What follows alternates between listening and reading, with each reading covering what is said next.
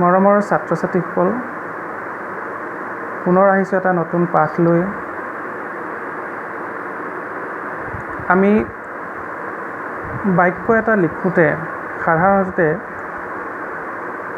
অন্তস্থ য় আৰু হ্ৰস্ব ই ক'ত ব্যৱহাৰ কৰিব লাগে প্ৰায়ে ভুল কৰোঁ। গতিকে আমি শুদ্ধকৈ হ্ৰস্ব ই আৰু অন্তস্থ য় ক'ত ব্যৱহাৰ কৰিব লাগে সেইটো আমি জনা উচিত। তেতিয়াহে আমি বাক্য এটা সম্পূৰ্ণকৈ শুদ্ধকৈ লিখিব পাৰিম। আহাচোন চাওঁ অন্তস্থ য় ক'ত হয় আৰু হ্ৰস্ব ই ক'ত হয়।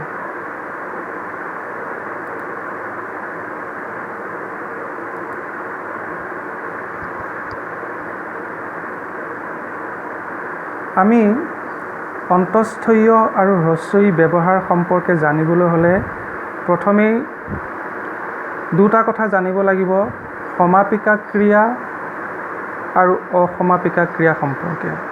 সমাপিকা ক্ৰিয়া কি আৰু অসমাপিকা ক্ৰিয়া কি? ঠিক আছে।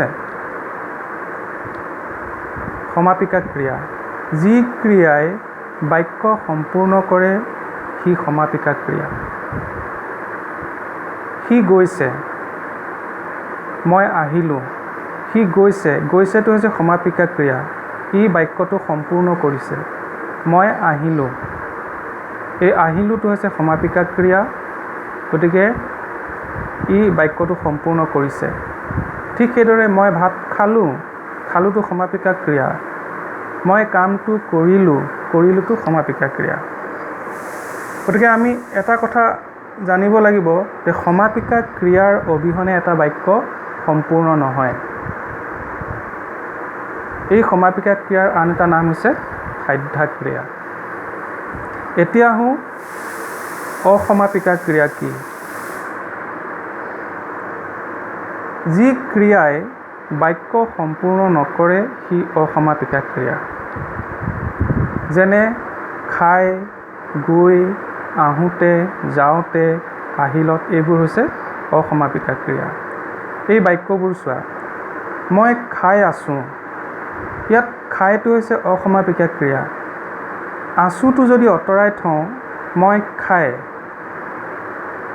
মই খাই বুলি ক'লে বাক্যটো সম্পূৰ্ণ নহয় আৰু অৰ্থও প্ৰকাশ নকৰে। ঠিক সেইদৰে সি গৈ বুলি ক'লে বাক্যটো সম্পূৰ্ণ নহয়, সি গৈ আছে।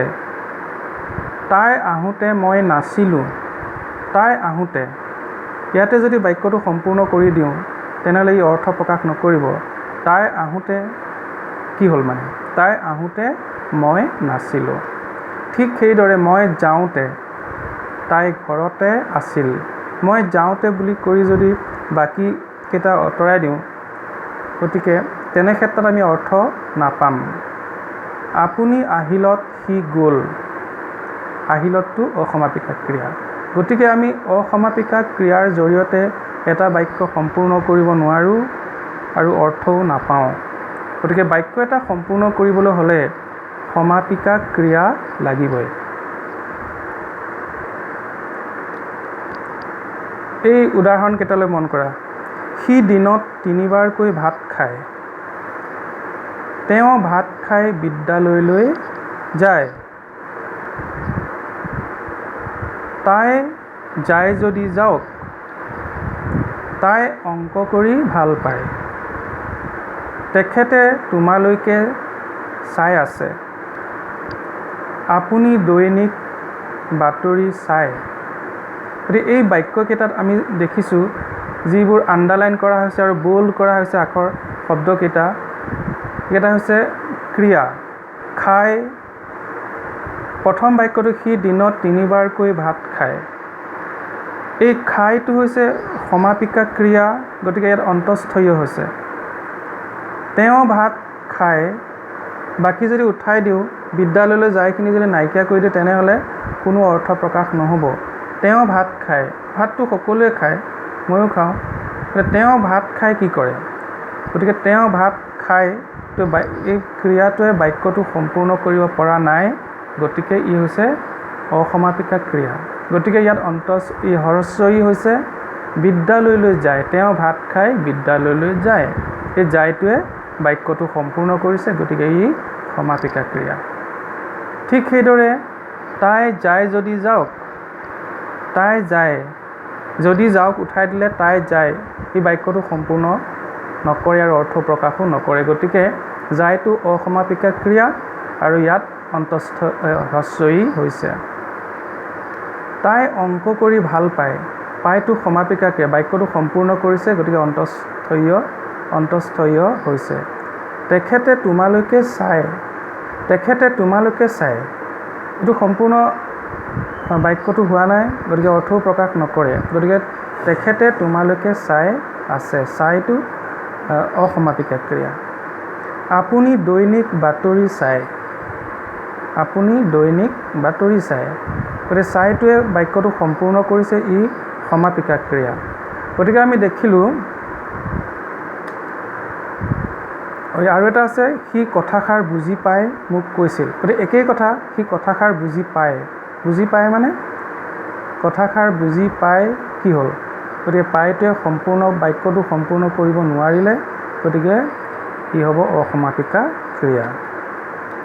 অৰ্থাৎ সমাপিকা ক্ৰিয়াত অন্তস্থই য় আৰু অসমাপিকা ক্ৰিয়াত হ্ৰস্বই হয়।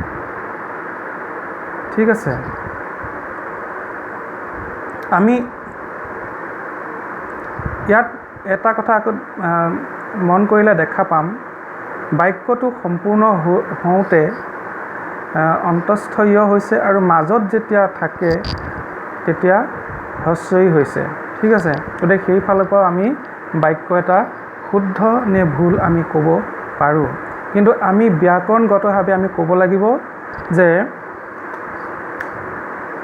সমাপিকা ক্ৰিয়াত অন্তস্থয় হয় আৰু অসমাপিকা ক্ৰিয়াত হ্ৰস্বই হয়। তোমালোকে নিশ্চয় বুজি পালা, গতিকে কেইটামান গৃহকৰ্ম দিছোঁ, কৰি চাবা, তেতিয়া আৰু অধিক ভালকৈ বুজি পাবা। তলৰ বাক্যবোৰ শুদ্ধকৈ লিখা। সি বেয়া পাই আঁতৰি গ'ল, তাই মোলৈ চাই আছিল, তেওঁ মাছ খাই ভাল নাপায়, সি কেতিয়াও বেয়া কাম কৰিবলৈ নাযায়। গতিকে মৰমৰ ছাত্ৰ ছাত্ৰীসকল, তোমালোকৰ কাৰণে আজি অন্তস্থই য় আৰু হ্ৰস্বই ব্যৱহাৰ সম্পৰ্কে আজি পাঠটি আগবঢ়ালোঁ। নিশ্চয় বুজি পাইছা। আমি আচলতে শুদ্ধকৈ লিখিবলৈ হ'লে আমি ব্যাকৰণ জানিবই লাগিব। ব্যাকৰণে আমাৰ বাক্য এটা শুদ্ধকৈ ক'ব আৰু লিখিবলৈ সহায় কৰে। গতিকে আমি ব্যাকৰণ খুব মনোযোগেৰে পঢ়িব লাগে, খুব বুজিবলৈ চেষ্টা কৰিব লাগে। আশা কৰোঁ তোমালোকে বুজি পাইছা। আজিলৈ পাঠটি ইমানতে সামৰিছোঁ। আমি পৰৱৰ্তী সময়ত পুনৰ এটা নতুন পাঠ লৈ আহিম। তেতিয়ালৈকে আমি সকলোকে আজি মোৰ পাঠটি মন দি শুনাৰ বাবে, মন দি চোৱাৰ বাবে সকলোকে মোৰ ফালৰ পৰা ধন্যবাদ জ্ঞাপন কৰিছোঁ।